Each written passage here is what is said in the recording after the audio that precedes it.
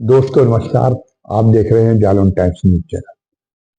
आखिर में बिहार में जो अटकलें लगाई जा रही थी बिहार की राजनीति को लेकर वो सच साबित हुई। क्योंकि एक पहले कहा जा रहा था कि मीडिया उनका प्रचारक बनके, एनडीए का, भारतीय जनता पार्टी का प्रचारक बनके और इंडिया को तोड़ने के लिए नीतीश कुमार के बारे में झूठी अफवाहें फैला रहा है कि नीतीश कुमार पाला बदलने की सोच रहे। ये मीडिया में ये खबरें इस तक की कई सप्ताह पहले से दी जा रही थी, लेकिन इसको लेकर मीडिया को आक्षेपित किया जा रहा था। ये कहा जा रहा था कि ये मीडिया में इस तरह की मनगढ़ंत खबरें आ रही हैं, नीतीश कुमार पाला नहीं बदलेंगे। ये भी याद दिलाया जा रहा था कि नीतीश कुमार खुद विपक्षी एकता के सूत्रधार रहे। उन्हीं की वजह से तमाम विपक्षी दल एक मंच पर आए और इंडिया गठबंधन का गठन संभव हुआ। तो अब वो जो सूत्रधार रहे, जिन्होंने खुद इसके लिए पहल की थी, वो कैसे इंडिया गठबंधन छोड़ देंगे, विपक्ष की तरफ से मुंह मोड़ के भारतीय जनता पार्टी की तरफ से जाएंगे। इसके अलावा उनको बार बार पलटू राम कहकर उनका मजाक उड़ाया जा रहा था। तो ये कहा जा रहा था कि अब लोग लाज के भय से अब कोई ऐसी बात नहीं करेंगे नीतीश कुमार जो उनके बारे में ये पलटू राम का जुमला और ज्यादा गाढ़े ढंग से सच साबित हो। वो ऐसा कोई काम नहीं करेंगे ये। लेकिन ये सारी अटकलों की बात थी। नीतीश कुमार बड़े आदमी कैलकुलेटिव नेता है। उन्होंने आज से 6-7 महीने पहले, जब तक 3 राज्यों में चुनाव नहीं हुए थे, जो राजनीतिक हवा है वो भारतीय जनता पार्टी के बहुत खिलाफ नजर आ रही थी। 1 साल से हुई थी, 5-6 महीने से क्या, 1 साल से बड़ी खिलाफ नजर आ रही थी। और इंडिया गठबंधन के लोग और जो उनके प्रति हमदर्दी रखते हैं वो विचारक तमाम जो है गुणाभाग कर रहे थे कि बिहार से इतनी सीटें कम हो जाएंगी, वहां पे इतनी दक्षिण भारत में भारतीय जनता पार्टी का सफाया हो जाएगा, मध्य प्रदेश में विधानसभा के चुनाव होंगे तो भारतीय जनता पार्टी को बहुत नीचा देखना पड़ेगा, राजस्थान और छत्तीसगढ़ में भी वो अपनी पुरानी सफलता को नहीं दोहरा पाएगी। इस तरह से ये कहा जा रहा था कि जो अभी लगभग 317-318 भारतीय जनता पार्टी के खेमे में सांसद हैं, उनकी घटकर संख्या अगर 250 तक पहुंच जाएगी तो कम से कम नरेंद्र मोदी के नेतृत्व से तो छुटकारा मिल ही जाएगा। और इसको लेकर काफी आश्वस्त विपक्ष महसूस कर रहा था। और उस वातावरण में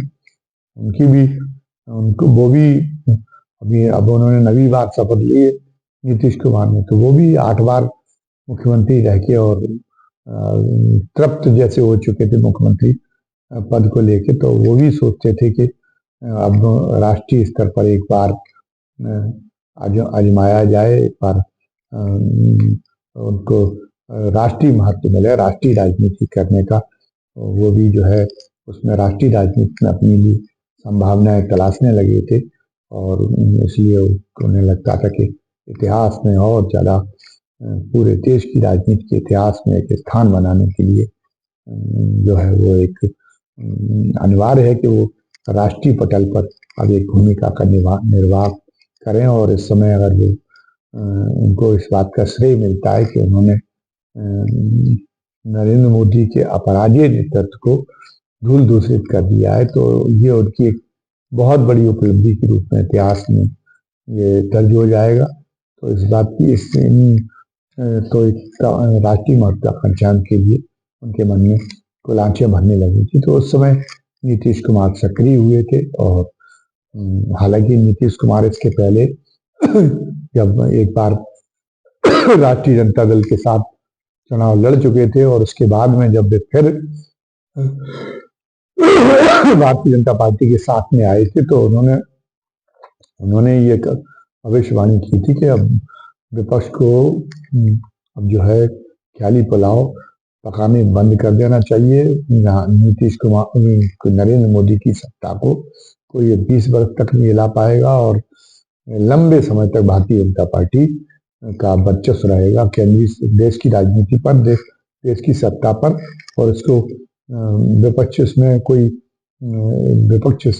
कोई भी जो है कमाल नहीं दिखा पाएगा। और जो विपक्षी दल है उनको अगर वो विरोध का जारी रखते हैं तो उनको उनकी नियति होगी कि वो विरोध में ही बने रहकर और चुक जाए। ये इतना लंबा भारतीय जनता पार्टी का के शासन चलने का की बात वो कहने लगे थे। तो लेकिन उसके बाद फिर दूसरी बार उन्होंने भारतीय जनता पार्टी को उन्होंने ये महसूस किया कि भारतीय जनता पार्टी बिहार में धीरे धीरे सत्ता उनके हाथ से हटिया के अपने हाथ में लेना चाहती, सत्ता की बागडोर। तो फिर उन्होंने फिर एक बार पाला बदला और फिर जो है वो इस बात का दिवा स्वप्न देखने लगे थे कि भारतीय जनता पार्टी को धूल चटाई जा सकती है और उसका श्रेय वो हासिल कर सकते हैं। तो वो इस दिशा में अग्रसर हो गए थे। लेकिन एक तो उनके मन में विपक्षी खेमे को लेकर पहली बार मोहभंग की स्थिति एक तो इसलिए पैदा हुई क्योंकि उन्हें प्रधानमंत्री पद के चेहरे के रूप में पेश करने की विपक्ष में सहमति नहीं बन पाई। हालांकि शुरू में अखिलेश यादव ने उसका इसलिए समर्थन किया, लालू ने भी इनका समर्थन किया, लेकिन बात आगे नहीं बढ़ी। ममता बनर्जी ने इसमें कोई खास रुचि नहीं दिखाई। तो अब ये बात हो गई कि उनको जब प्रधानमंत्री के चेहरे के रूप में पेश करने पर सहमति नहीं मिली तो थोड़ा नीतीश कुमार का मन खिन्न हुआ था उसी समय। उसके बाद में यह है कि उनको जो इंडिया में कोई अध्यक्ष का पद देने की बात पर भी एक राय नहीं बन सकी। अध्यक्ष का पद भी जब मल्लिकार्जुन खड़गे के नाम से हो गया तो फिर जो है कि नाम हो गया तो फिर उनकी खिन्नता और ज्यादा बढ़ गई।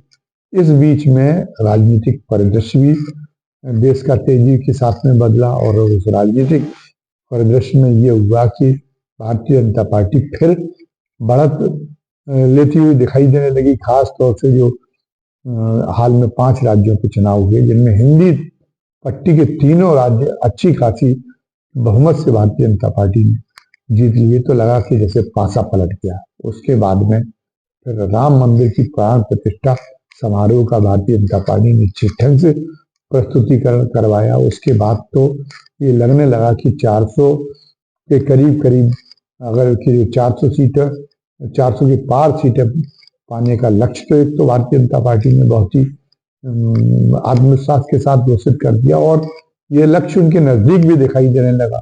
फिर कर्पूरी ठाकुर के नाम से उन्होंने जो भारत रत्न घोषित किया उसमें जो बैकवर्ड के अंदर जो बनाई पैठ भारतीय जनता पार्टी ने, उसके बाद में भारतीय जनता पार्टी और ज्यादा बलशाली हो गई। और चाहे अखिलेश यादव का पीडीओ हो, चाहे राहुल गांधी की पिछले वर्ग की हिमायत में बड़ी जोरदार हुंकार हो, सब अप्रासंगिक जैसे भारतीय जनता पार्टी के दांव के आगे सब अप्रासंगिक जैसे होने लगे। सबकी धारें भौंतरी होने लगी और जो पिछड़ा वर्ग है, जो दलित है, उस पर भी धर्म का एक प्रभाव जो है दिखाई देने लगा। वो भी अपनी धार्मिक और सांस्कृतिक पहचान को तलाशने लगा राम मंदिर के अंदर। तो उसकी वजह से उसका भारतीय जनता पार्टी के प्रति लगाव, भारतीय जनता पार्टी के प्रति आस्था बदली। इन सारी चीजों को नीतीश ने परखा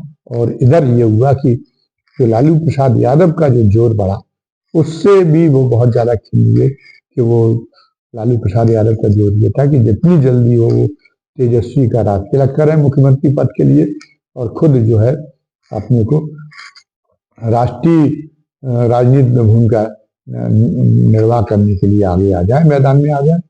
ये उन पर जोर डालने लगा और जो उनका संस्कार है, जो उनकी शैली है और जिस ढंग का उनका मिजाज बने हुए हैं, वो तेजस्वी के और राष्ट्रीय जनता दल के जो सत्ता संचालन की जो बर्बर और कबायली शैली है वो उनको हजम नहीं होती। तो इसलिए भी वो कहीं ना कहीं उनका मन विचलित हो गया, बिदक गया और वो एक असहज महसूस करने लगे। उनको जो है ये दबाव बहुत खलने लगा जो लालू प्रसाद यादव की तरफ से बढ़ा था। और जो ये कहा गया कि समाजवादी बहुत ज्यादा धर्मनिरपेक्ष मूल्यों के प्रति बड़े प्रतिबद्ध हैं, तो वो प्रतिबद्धता तो उनकी बहुत पहले ही जाहिर हो चुकी थी कि वो प्रतिबद्धता उनकी नहीं है। एक जमाने में लोहिया जी का दौर एक अलग था, वो तब उनके खिलाफ सत्ता से अनंत काल तक संघर्ष का जोश लेकिन था। लेकिन अब तो वो सत्ता की चाशनी चाटने का उनको सत्ता की चाशनी का चस्का 77 के बाद जो लगा, और उसके बाद में फिर जो है उनकी वो प्रतिबद्धताएं वो जो है वो धूल दूसरे तो गई। और जॉर्ज फर्नांडीज जैसे नेता जो एक जमाने में ये था कि जिनके कारण जनता पार्टी की सरकार का असमय पतन हुआ और गैर कांग्रेसवाद के नारे को सफल बनाने के लिए मतदाता बहुत ज्यादा उनके जो चली गई थी समय से पहले, जो 1980 का मध्यावधि चुनाव हो गया था, तो उस समय जो जिन गैर कांग्रेस को सफल बनाकर गैर कांग्रेसवाद को सफल बनाकर मतदाता जो है सोचते थे कि नई व्यवस्था आएगी, देश में एक नई व्यवस्था कायम करने का एक रास्ता खुलेगा, उससे उनको बड़ी निराशा हुई और उनको एक पछतावा हुआ कि गैर कांग्रेस बात के चक्कर में वो अराजकतावादियों के चंगुल में फंस गए थे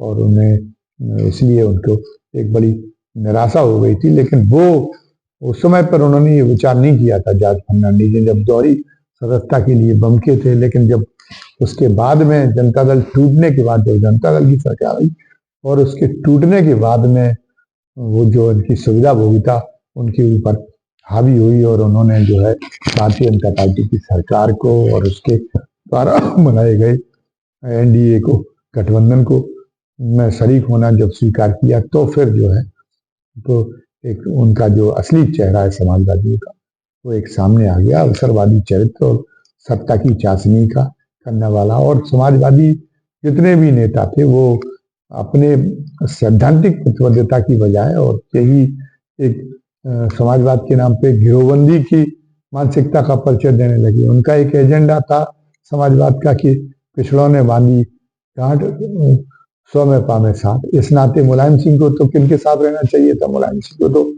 वीपी सिंह के साथ में रहना चाहिए था। जनता दल को एकजुट बनाए रखना चाहिए था। लेकिन उन्होंने समाजवादी पार्टी बना ली और समाजवादी पार्टी बनाने के बाद में वो भी उसी गिरोहबंदी की भावना के तहत कि हम लोग चूंकि वीपी सिंह समाजवाद के मूल गिरोह से नहीं आए, तो वो चाहे मधुलिमय हो, जो उन्होंने एक गलत ढंग की गलत ट्रैक पर जाके एक समाजवाद की जो गलत तरीके से एक उसकी व्याख्या की और उन्होंने समाजवाद के नाम पर व्यक्तिवादी शासन, खानदानवादी परिवारवादी शासन, अराजक शासन, राजनीति के अपराधीकरण को बढ़ावा देने वाली प्रवृत्तियां, उन सबको समर्थन देने का काम किया।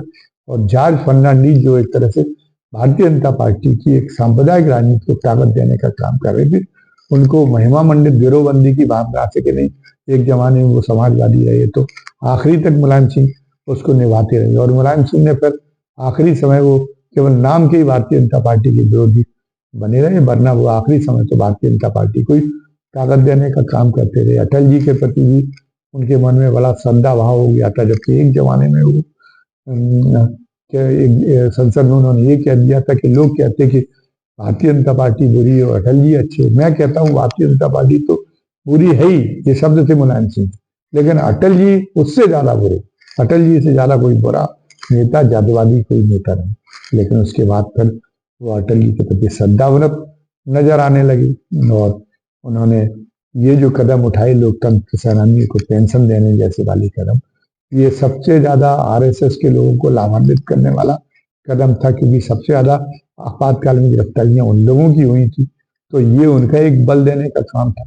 और आखिरी में तो उनका चरित्र जब खुल के सामने आ ही गया कि उन्होंने जो है मुलायम सिंह को नरेंद्र मोदी को खुलेआम दोबारा प्रधानमंत्री बनने का आशीर्वाद दे डाला था। इसीलिए नरेंद्र मोदी भी उनके प्रति इतने ज्यादा, नरेंद्र मोदी का भी उनसे इतना ज्यादा लगाव हो गया था कि मरणोपरांत उनको पद्म विभूषण दिया। इस आलोचना को इन्होंने कोई महत्व नहीं दिया कि मुलायम सिंह के कार्यकाल में कार सेवकों पे, राम भक्तों पे गोली चलाई गई थी। और इसलिए एक तरह से भारतीय जनता पार्टी के लोगों में इस बात को लेकर आक्रोश था। लेकिन वो जो है उन्होंने, और जिस ढंग से उन्होंने भारतीय जनता पार्टी के अंदर भी मुलायम सिंह के निधन का शोक मनाया गया, हर केंद्रीय मंत्री को भेजा गया उनको उनको श्रद्धांजलि अर्पित करने के लिए उनके सफाई भेजा गया। तो ये जो महिमा मंडन करने का उन्होंने काम किया, वो सब उनका जो कारसेवकों पे गोली चलाने वाला जो उनका अतीत था, इस सबको भुला के सब पे ताक पे रख के, क्योंकि नरेंद्र मोदी को अपनी व्यक्तिगत प्रशस्ति बहुत पसंद है, पार्टी से भी ज्यादा वो अपनी व्यक्तिगत छवि, अपनी व्यक्तिगत ब्रांडिंग, इसको जो है और व्यक्तिगत मदद को बहुत ज्यादा महत्व देते हैं, और पार्टी हितों की भी उसके लिए अनदेखी करने की कोई परवाह नहीं करते। तो इसलिए उनका मुलायम सिंह के प्रति उनका जो है, मुलायम सिंह के वो बहुत बड़े मददगार बन गए थे, मुलायम सिंह उनके मददगार बन गए थे, मुलायम सिंह उनको आशीर्वाद दाता बन गए थे, और उसके से कृतज्ञता से दबे हुए नरेंद्र मोदी मुलायम सिंह का जितना महिमा मंडित कर सकते थे उतना किया। तो कहने का मतलब ये है कि समाजवादियों की वो कोई सैद्धांतिक प्रतिबद्धता के आधार पर उनको आंकना कि नहीं, एक बार भूल हो गई थी और अटल जी का नेतृत्व तो एक अपेक्षाकृत प्रगतिशील, अपेक्षाकृत जो है धर्मनिरपेक्ष था, तो इसलिए उसको मान लिया जाए। तो ये एक नहीं थी ये बात। तो इसलिए जो है, हाँ, इसलिए जो है इस कारण से नीतीश कुमार के मन में कोई हिचक रही होगी कि हम फिर एक बार नरेंद्र मोदी जैसे, जबकि नरेंद्र मोदी तो जब प्रधानमंत्री पद के लिए उनके नामों की घोषणा हुई थी, तो प्रधानमंत्री पद के लिए नाम की घोषणा होते समय नरेंद्र मोदी के नाम की घोषणा होते समय उन्होंने बड़ा ऐतराज जताया था। नरेंद्र मोदी का गुजरात में जैसे जिस ढंग से उनके दंगे हुए थे और दंगाइयों की जो मदद करने के उन पर आरोप थे, उसमें उन्होंने तेवर दिखाई थे, लेकिन आखिर में सत्ता के आगे सरेंडर करना, सत्ता की चाशनी चाटने का आनंद लेना, ये समाजवादियों का स्वभाव बन गया था। तो इससे स्वभाव बन गया, तो नीतीश कुमार तो इसके बड़े अभ्यस्त हो गए थे चाशनी के, तो इसलिए वो कैसे दूर रह सकते थे। नीतीश कुमार को तो आखिरी में भारतीय जनता पार्टी की गोद में जा बैठना कोई बड़े एक आश्चर्य का काम नहीं है, लेकिन नीतीश कुमार की व्यक्तिगत साख को इससे एक बड़ा धक्का लगेगा, और ज्यादा धक्का पहुंचेगा। और जो वो कह रहे हैं तेजस्वी यादव कि 2024 में जेडीयू खत्म हो जाएगी, ये उनकी भविष्यवाणी सही साबित हो सकती है, और किसी साल वो खत्म हो जाए। ये बात जरूर है कि अब जो भारतीय जनता पार्टी का 400 से ज्यादा सीटें हासिल करने का जो एक सपना है, उस सपने की पूर्ति में एक नीतीश कुमार एक बहुत बड़े मददगार बन गए हैं। और आगे अब बिहार की राजनीति में अगर तेजस्वी यादव सोचते हैं कि जीतन राम मांझी पर डोरे डालकर या और किसी तरीके से तोड़ फोड़ करा के वो सरकार बना सकते हैं, तो अब जब तक केंद्र में भारतीय जनता पार्टी की सरकार है तो ये संभव नहीं है। हमने देखा कि महाराष्ट्र में किस ढंग से पूरी सत्ता का इस्तेमाल करके और आखिरी में वो एकनाथ शिंदे की सरकार को बनाए रखने में सफल ही रहे, और जो फैसला भी आया है विधानसभा अध्यक्ष का दल बदल के मामले में, उसके बाद में महाराष्ट्र में भी उनकी स्थिति पुख्ता हुई है। और महाराष्ट्र में भी जो ये था कि महाराष्ट्र में उनको जो है धक्का लग सकता है भारतीय जनता पार्टी को, इसकी संभावना है। अब महाराष्ट्र में भी काफी कमजोर पड़ गई है, तो अब यहाँ पर भी यही स्थिति है, बिहार में भी यही स्थिति के अब आसार नजर आने वाले। अब विपक्ष ऊपर से भले ही कितना भी सिर ताने, अब कुछ भी करे, अब लेकिन विपक्ष का तो यह है कि विपक्ष को अगर बहुत कम सीटें मिलती हैं, सबसे ज्यादा न्यूनतम सीटें मिलती हैं 2024 के लोकसभा चुनाव में, तो ये कोई आश्चर्य की बात नहीं। धन्यवाद। जय हिंद, जय भारत।